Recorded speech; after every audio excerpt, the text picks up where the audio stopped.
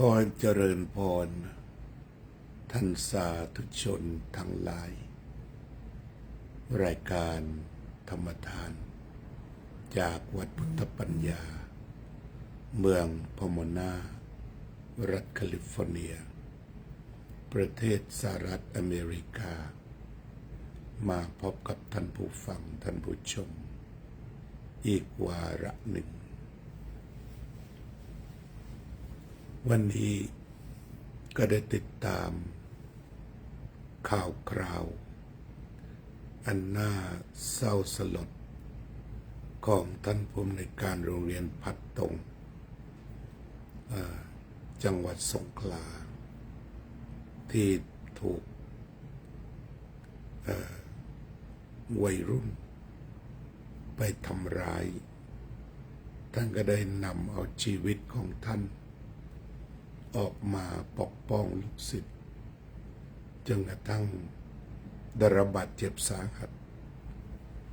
เมื่อนำไปโรงพยาบาลแพทย์พยาบาลช่วยอย่างเต็มที่แต่ไม่สามารถทนพิษบาดแผลได้ก็เสียชีวิตเมื่อตี 2ในวันนี้พวกเราในฐานะที่เป็นศิษย์มีครูสวัสดีครับอาจารย์รองศาสตราจารย์ดร.ประมาสสังหัตถ์ครับพวกเราในฐานะศิษย์มีครูก็รู้สึกเสียดายคุณครูที่ประเสริฐโดยอุทิศกายอุทิศใจอุทิศจิตวิญญาณเพื่อศิษย์โยมสุนิตวงศ์สุเทพโยมเคนธนาเรียกกันว่าเป็นผู้อุทิศชีวิตเลยทีเดียวเพื่อการศึกษาของชาติและหากเรามองอีกมุมหนึ่งจะเห็นได้ว่าความสงบเป็นเรื่องที่มีความสำคัญต่อการพัฒนาด้านอื่นเราจะมีการศึกษาเพื่อเยาวชนที่จะเติบโตต่อไปในวันข้างหน้าได้เป็นอย่างดีหรือไม่ก็ขึ้นอยู่ว่าขวัญและกำลังใจของคุณครูในรอบหลายปีเจริญพรโยมกัลยาว่องทิพย์คงคาในรอบหลายปีที่ผ่านมาตั้งแต่ครูจูหลิงซึ่งถูกล้อมตีจนตายในห้องเรียนเหมือนกันแล้วก็ตอนนี้ก็เป็นท่านนี้ท่านผอ.ท่านนี้อีกท่านหนึ่งที่ถูกคนวิกลจริตก็ไม่ได้ดูประวัติของเขาอาจจะมีเรื่องยาหรือเรื่องอะไรอย่างไรแต่ว่าเป็นเรื่องที่โหด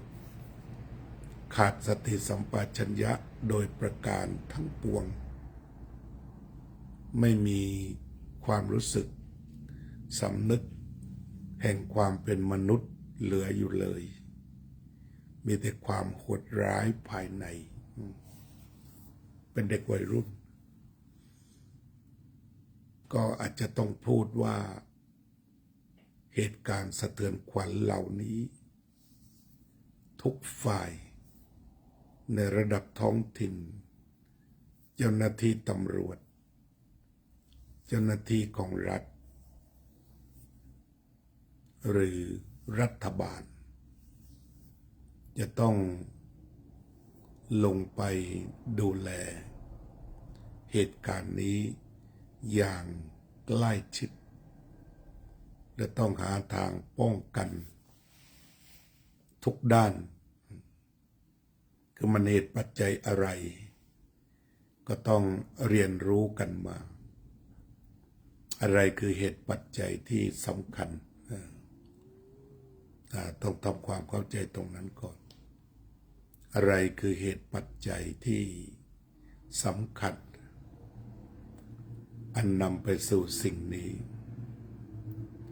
ได้ใจคุณครูหัวใจเพชรครับ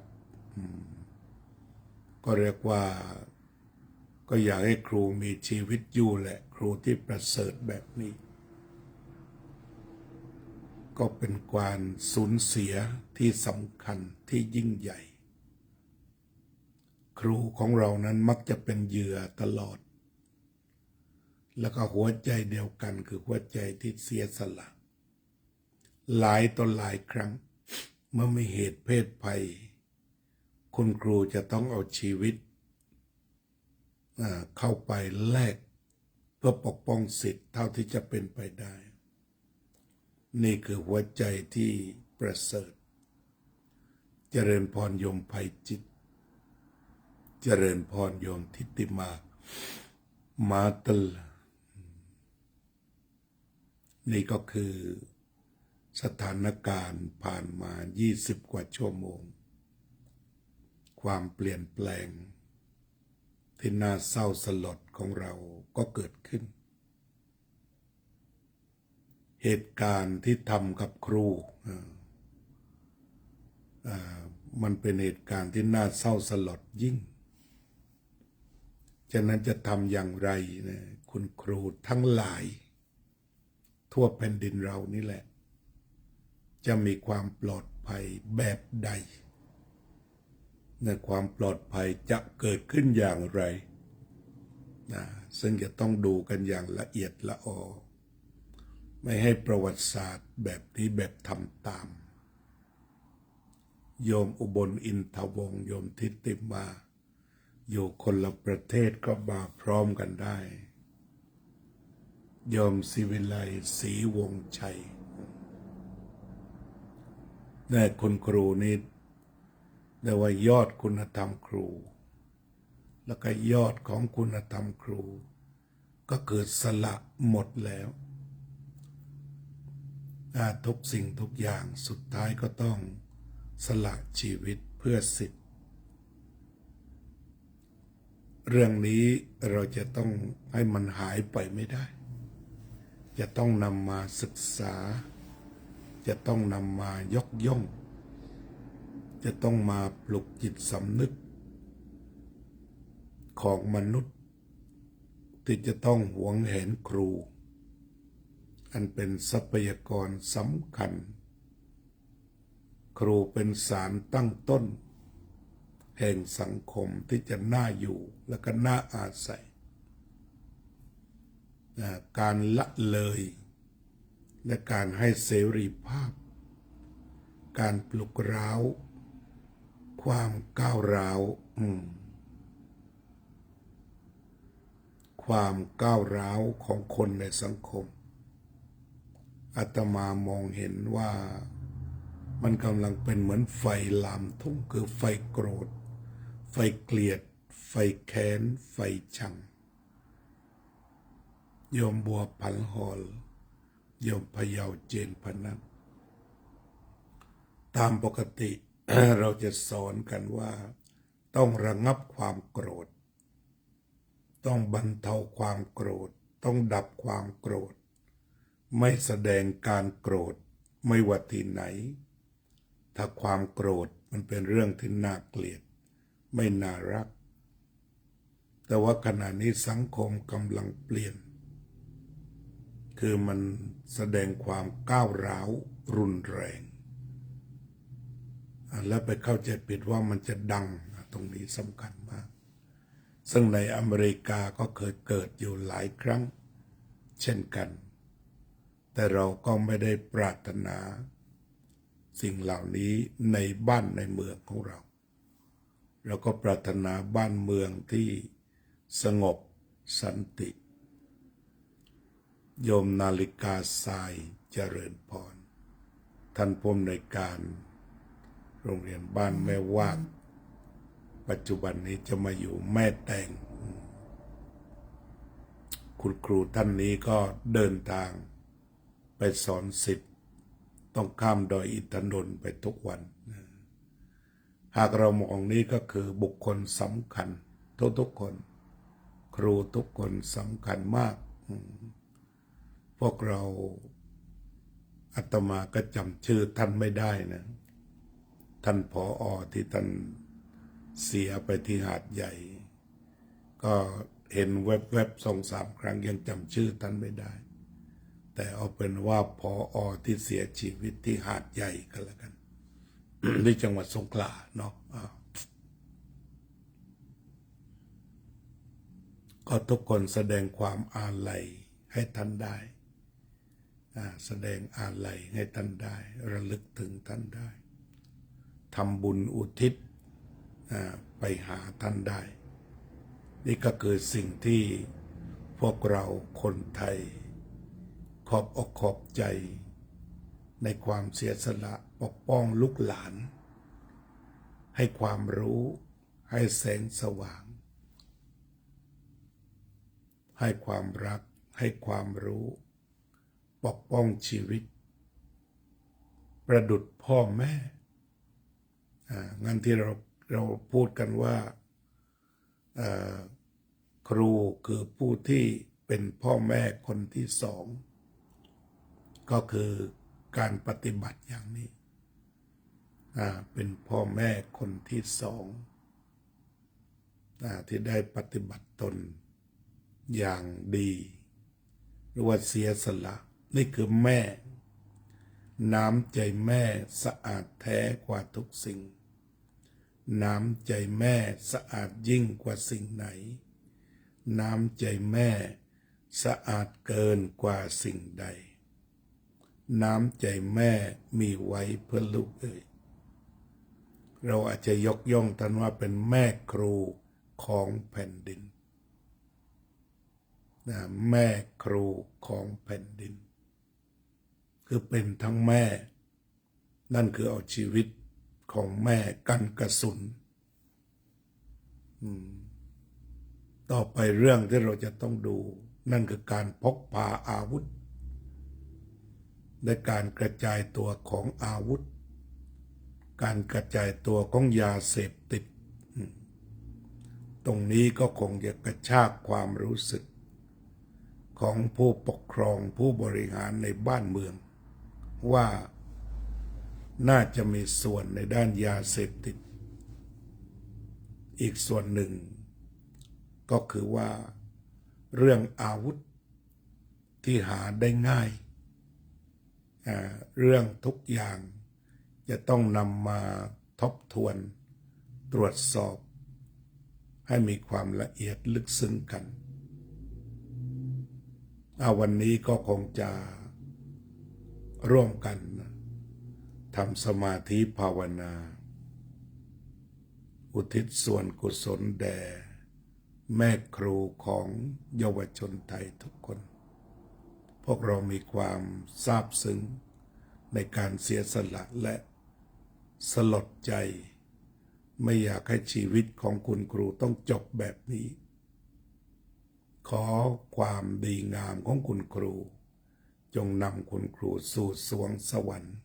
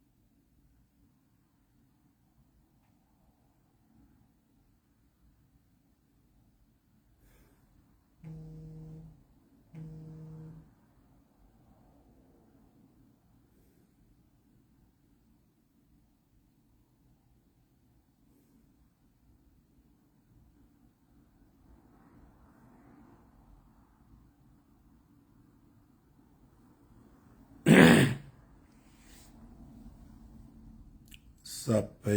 สัตตาสัตว์ทั้งหลาย ที่เป็นเพื่อนทุกข์เกิดแก่เจ็บตายด้วยกันทั้งหมดทั้งสิ้นอาเวราโหนตุจงเป็นสุขเป็นสุขเถิดอย่าได้มีเวรแก่กันและกันเลยอัพพยาปัจจาโหนตุจงเป็นสุขเป็นสุขเถิดอย่าได้พยาบาทเบียดเบียนซึ่งกันและกันเลยอนิฆคาโหนตุจงเป็นสุขเป็นสุขเถิดอย่าได้มีความทุกข์กายทุกข์ใจเลยสุขีอัตตานังปริหะรันตุจงมีความสุขกายสุขใจรักษาตนให้พ้นจากทุกข์ไปทั้งสิ้นเถิดอภิวาทนาสีลิสะ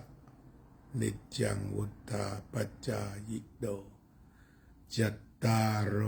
ธรรมาวัฏฏันติอายุวันโนสุขังภะลัง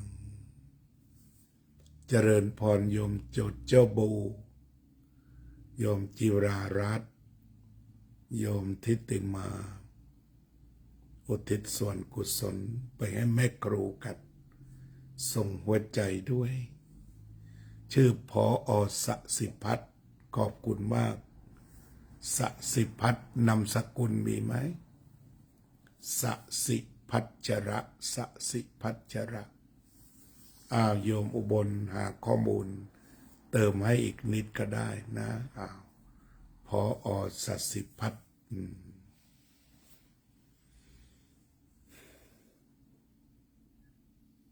เมื่อวานนี้ช่วงที่เข้าโรงพยาบาลก็มีหลายสื่อบอกว่ามีหวังบางสื่อบอกว่าปลอดภัยแต่พอตีสองนี่ท่านก็จากพวกเราไปพอสสิพัฒน์โรงเรียนพัดตงประธาน